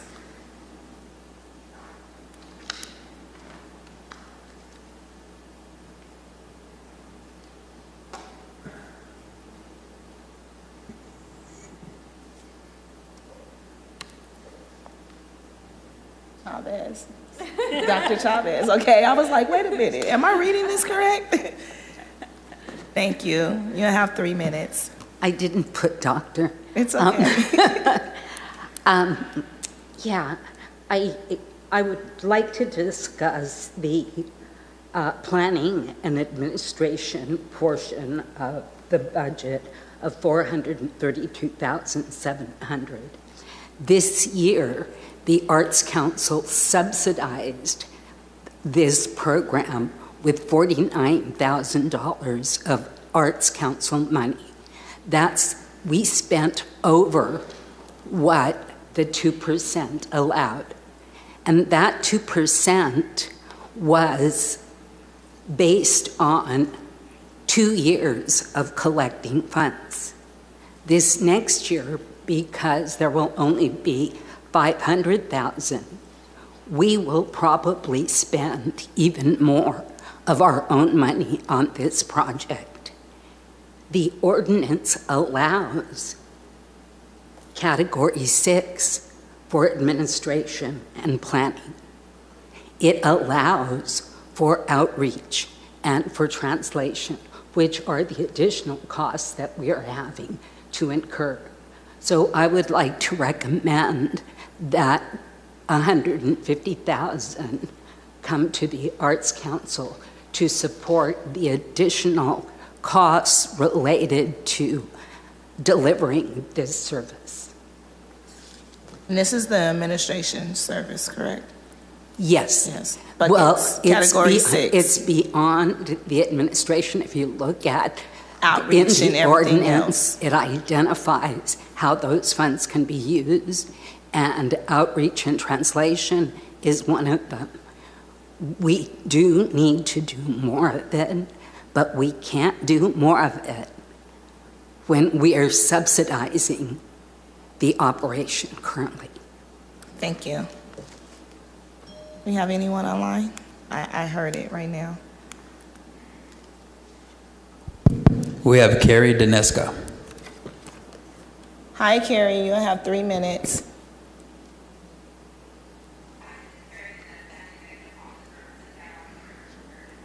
1 second, Carrie, so we can hear you, and we'll restart your time. Go ahead. Go ahead. Can you hear me? Yes, ma'am. Okay. So my name is Carrie Daneska. I'm the Executive Officer for the San Joaquin River Conservancy. And the Conservancy would like to request that the Pratt Commission make a motion to allocate remaining fiscal year 26 funding to the River West Fresno Improvement Project up to $1 million if available, and present this motion to the City Council for Measure P budget consideration. River West Fresno is a 290-acre property that was purchased by the Conservancy in 2003, and it currently does not meet the minimum criteria for opening safely and is closed to the public. In 2020, the Conservancy entered into a settle agreement to develop, construct, and open the River West Fresno project, which includes a trail system, site furnishings like restrooms, picnic tables, and trash cans, 3 trailhead access points, plantings with irrigation, and a bus turnaround.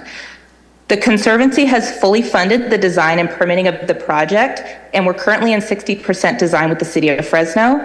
Once the design is complete, the construction bid package can go out, and we're anticipating that that will happen in fall or winter of 2025. But before it can be released, all the construction funding will need to be identified.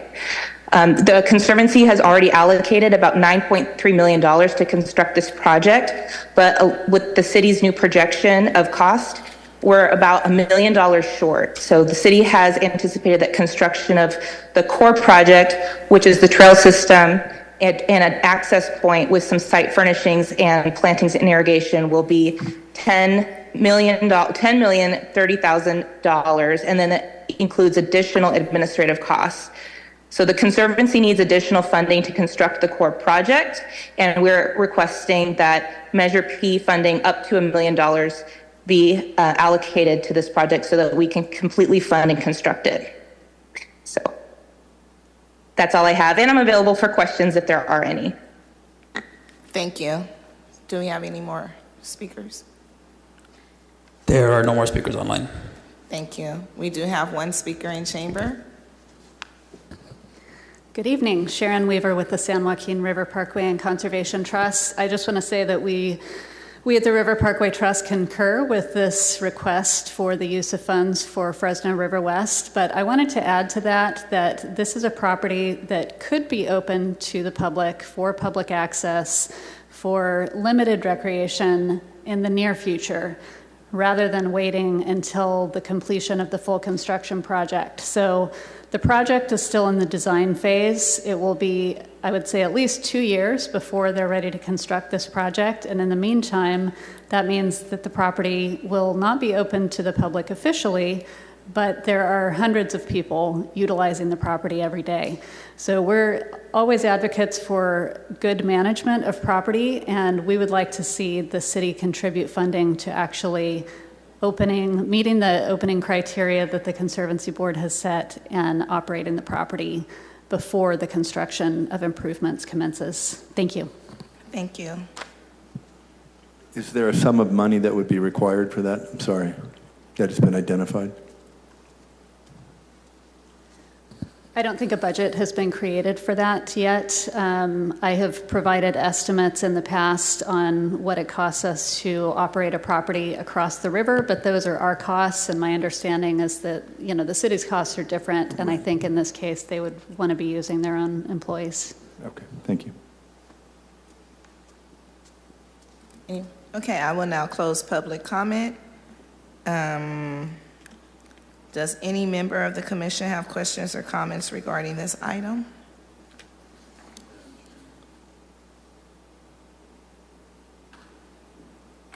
Go ahead. Thank you. First of all, did you see one of the pending motions that we started at our last meeting is the allocation of funds for the design and construction of field lighting for 2 sports fields at El Redca Park. I have been informed by staff that the total cost of that project upon completion would be $1.1 million. However, I would recommend that the initial cost of this project, which is necessary for the design, planning, and preparation of the project, would be $300,000. So with the understanding, we're being transparent that the total cost And this probably will be a 2 fiscal year project. It will be 1.1 million. So with that, I would make a motion that we allocate $300,000 to this project. I'd like to add that a park that doesn't have lighting is useless because most folks are available during the evening to exercise and to use it. And therefore, this will facilitate when parks people have to relocate fields that have to rest so that the grass grows, and they cannot do it because they don't have enough soccer fields. So this would expand the capacity of the department to do that. That's your motion? Yes. Commissioner Barraza, before we get to a vote, what is the $300,000 covering versus the $1.1 million of the whole project? I'm sorry, I'm not clear on that. The first part would be the design work of the project, and that's like the first component, and staff can add any more if... Commissioner Dolan, that $300,000 would cover, based on the estimate, the design work and any environmental work that needs to go into the design of the field lights. I have a question. When we're exploring like building parks or doing the design phase, how come we just don't do the whole thing, the design phase, the build out, everything, so we'll know the total cost and know what to recommend to City Council? So it can be, the money can be there from start to finish, and then we don't have to keep recommending funding, and we know that this park is going to be taken care of. So I think two parts to that. The first part is these are estimates that are developed at early stages of the project. So our typical design contracts will include a 30, 60, 90% design phase, as well as a schematic phase, kind of the layout and overall master planning. At that point, we get kind of a probable estimate of what that project's going to cost. And as that progresses and details become more clear, schedules of values and things of that nature, then we can really define what that budget looks like. So at that time, those budgets are estimates at this early phase. That number can grow. So I think as we go through this process, through the design, and those numbers are evaluated and value engineered, we'll have a better number once that comes to the construction phase. And I think even in addition to that, as let's say we made the motion for 1.1, that money then is tied up for an entire year. Designs typically take 9 to 12 months. So at that point, that money's freed up that could potentially go to another project to fill a funding gap, or maybe do a tot lot or a shade structure. So it allows us flexibility to, again, take that additional, in this case, $800,000 and apply it somewhere else. But isn't that stopping the progress of another park if you take that funding and apply it somewhere else when that funding was allocated for that park? It just makes sense to me, once you start working on a park, that you complete it. Don't do it in phases. Complete it and move on to the next park. Yeah, I think if it's, in this case, it's an existing park and the scope's defined as field lighting, you could go that route and really put all the construction funding there. More than likely, we will roll the money over into the following fiscal year just based on some of the timelines I laid out. But that is an option to construct. Like, for instance, when we get grants, we'll get the full amount, right? And oftentimes you'll see in our budget where that money rolls over year to year because the different milestones that we are trying to achieve do take time. So that is one way of doing things. I know in years past, the Parks Department did have a lot of projects that were fully funded and then were able to construct at the end because the money was there. In some cases, last couple years, we've been designing projects and then asking for construction funding the following fiscal year.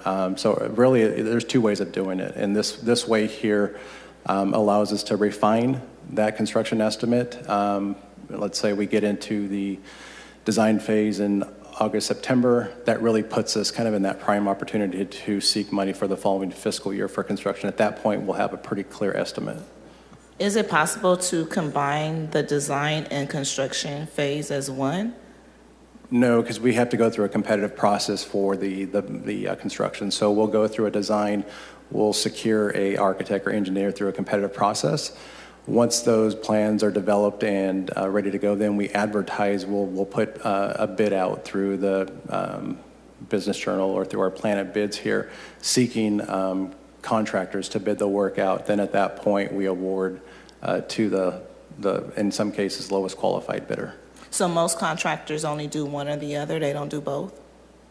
Most, the way we're set up, we will get an engineer and architect, and then you have your general contractor, who typically are not designers.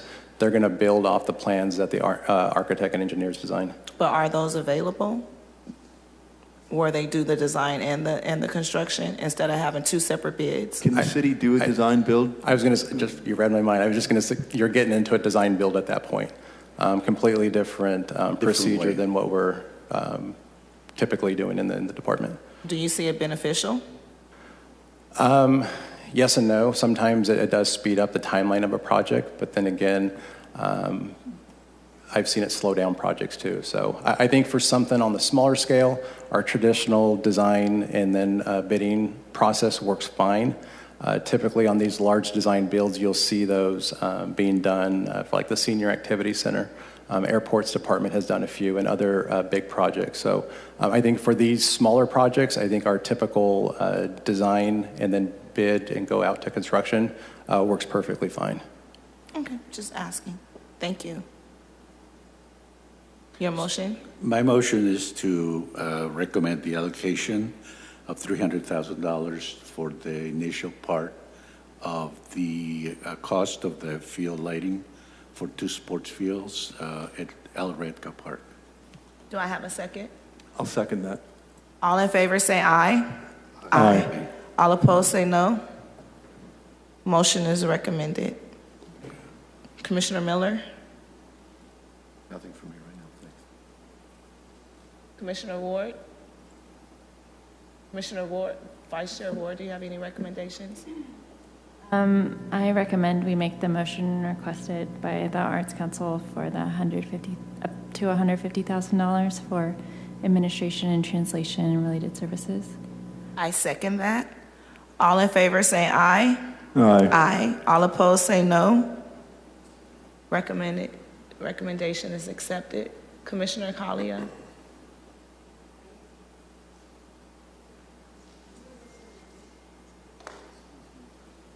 We're looking at this PRAC recommendations, and we went directly to the pending motions. I'm a little confused. Ms. Weaver was talking about River West improvements, and what you have here is motions for Camp Shayam. Was that passed last time? Yes, it got recommended. So what you're looking at is the recommendations that have been recommended already. Okay. And then there are a pending one. But they've been voted on? No, so they've been recommended to go to council. Okay, got it.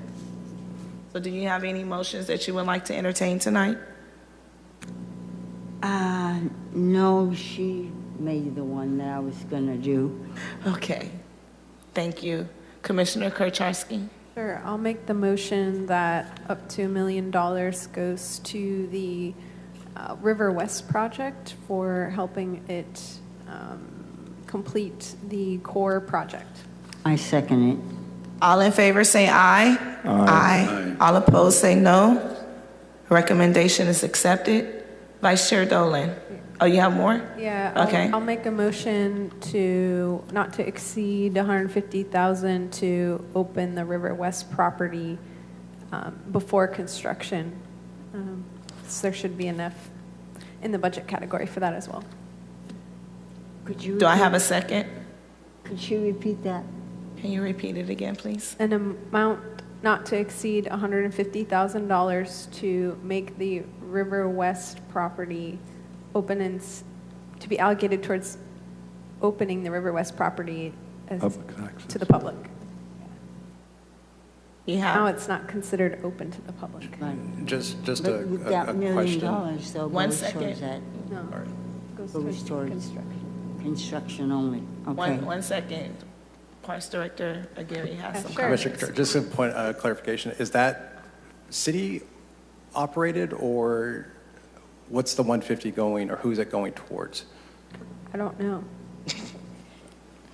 But I'm making a recommendation. So is it the city portion or the county portion? I believe that's what he's asking. What do you mean? So the 150,000, the allocation, where is that money going? It's already in Public Works, their budget allocation. So I'm not sure where you would be moving it to or what you'd be allocating it. There's things that the Conservancy needs to make the properties open and accessible to the public, like the Camp Pachean project. And so I'm suggesting similarly, and a similar amount, not to exceed. But it would probably require the Conservancy to provide a more detailed budget on what is actually required. But today's the last day to make recommendations, so I'm throwing my hat in the ring. Okay. City Attorney, that sounds like a grant of some sort. Is it the way it's on the record now? Is that enough for us to work off of with Public Works?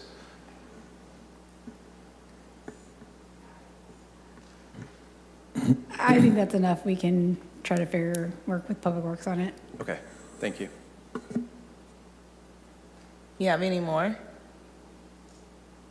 No, that was the recommendation. Okay. I second it. All in favor say aye. Aye. All opposed say no. Recommendation is accepted. Commissioner Dolan? Yeah, in response to public comment and feedback on some of the inadequacies for human shelter at the small dog park in Roding, I recommend that we approve up to $100,000 for the design and construction of a shade structure for the small dog park at Roding Park. I second that. All in favor say aye. Aye. All opposed say no. Recommendation is accepted. Madam Chair, I have another motion, if I may. Yes. I make a motion that we accept the request submitted by the director of the Fresno Arts Council for additional funding. We did that one. Oh, you did? Yes. Was that included? Okay, I couldn't hear very well. It's okay. Thank you. I have a recommendation. Since Dr. Apuda has transitioned, we have been making recommendations to have something done in her honor, and it has not been accepted by City Council. So I have want to make another recommendation, but not attach a dollar amount to it. But I just want to recommend that we start exploring how we can honor her, because I think the dollar amount is probably throwing council off. It's just my opinion, but I know that this is something that's important to this commission. So I want to make a recommendation on City Council to start exploring on how we can set something up. Is it a grant in her name, or how can we set something up to start exploring on how we can keep her memory going? Madam Chair, I think you're absolutely right about that, and I think it points to another issue of frustration, right, which is some recommendations are made and then there's absolutely no feedback as to why they are accepted or not accepted, as in the case of Dr. Apuda's grant fund that we've been trying to set up. And it would be really helpful just to get feedback on what's the sticking point with some of the recommendations that we make.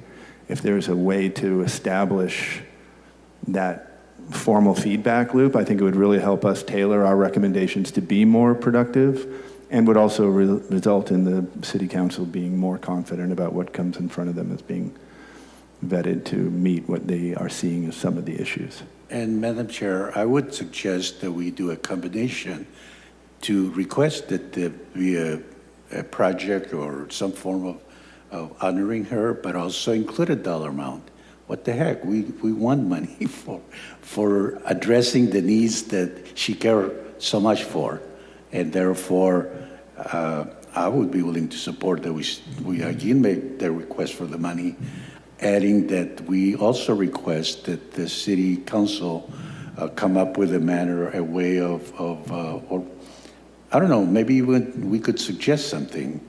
But I know in the past that we have, I believe, suggested 300,000. Yes, that's right. And they have shied away. My fear is that they're just going to plant a tree, and I just don't want another tree planted in her memory. I think she was such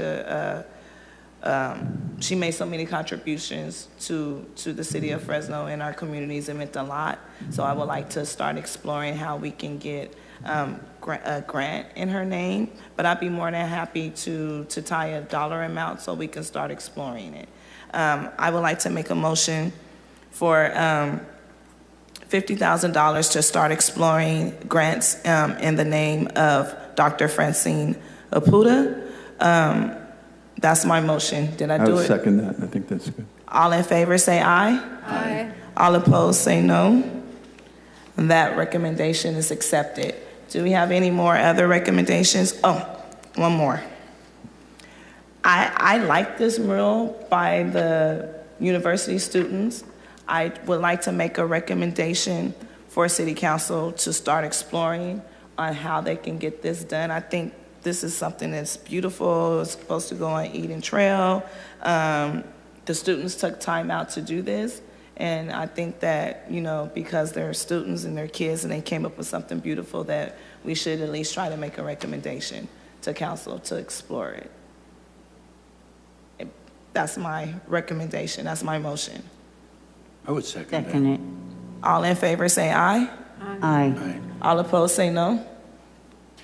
Madam Chair, if I could make another motion? Hold on one second. All opposed say no. I'm not opposed. You're not opposed? Okay. This recommendation is accepted. Madam Chair, the Fresno City Council approved the creation of a cultural arts district in Southeast Fresno, and I would like to make a recommendation that Measure P in the amount of $100,000 be allocated to continue to expand the arts and the development of the cultural arts district in Southeast Fresno. I second that. All in favor say aye. Aye. Aye. All opposed say no. Recommendation is accepted. Tonight is the last night for us to make any recommendations. This is your last chance before I close out and move on to the next item. All right. We're going to move on to the next item, 12D, ID number 24-1556, hearing to receive public input on allocations related to Measure P, updates to the Parks Master Plan and Cultural Arts Plan, and annual Parks Department budget and capital improvement plans. Would any member of the public like to make a comment regarding this item? You will have up to 3 minutes for comment. Do we have anyone online? Yes, we have Gabriel Lozano. Hi, Gabriel. You'll have 3 minutes. Hi. I'd just like to talk about, I visited the 3 parks in Southeast Fresno, Pillowville, Sunnyside, and the park on Peach Avenue, well, soon to be parked. And one of the things I saw, again, with safety, I had family members try to go and eat at Pillowville, and the unhoused were very aggressive with them. Just this last week, somebody started a fire in the girls' restroom. The soccer fields look terrible. Every time I go there, there's holes in the fences. And so I think that I'd like to, and this doesn't have to be done today, and I don't have that capacity, but I would like to explore building some kind of building there and have staff there. And I'd like to know where there was, after I was there for about 30 minutes, the park rangers were there, but they were just in their truck. I think they need to get out and just ask questions like I do. But there was park staff painting. It was looking good, but I would use that facility for, it's just dirty and filthy, you know, and you could probably catch something or whatever. But I think the solution is, and I went to school with the Pillowville family that donated that land. I would like to see even if it's a cultural arts center or somebody build something there, because I think if you have activity there, it solves some of there's no supervision there. And I think that would go a long ways into protecting it. And it's such an important park, like all parks in Fresno are, but it's right around a lot of apartments. A lot of Southeast has the highest concentration of apartments. And so these kids have a lot of barriers, no disposable income. So some type of activity center like Mosqueda, but Reading and Beyond's moving out. So I think that would solve a lot of that. Every time I go there again, the fence has holes. There's people with dogs living there. They're digging holes so they can go to the restroom right by the sprinklers. I think with staff and activity there, that the Parks Department should find funding to build some kind of rec center there. Thank you. There are no more speakers online. All right, I will close public comment. Does any member of the commission have any questions or comments regarding this item? All right, it is 7:59. I would like to adjourn the meeting. As always, in the memory of Dr. Francina Puda, she is deeply missed. Thank you for your time and your patience with us tonight during our audio issues. I tried to joke around and make it fun as possible, but I'm glad we got it fixed and got it going. And see you next time. Thank you. Happy Thanksgiving.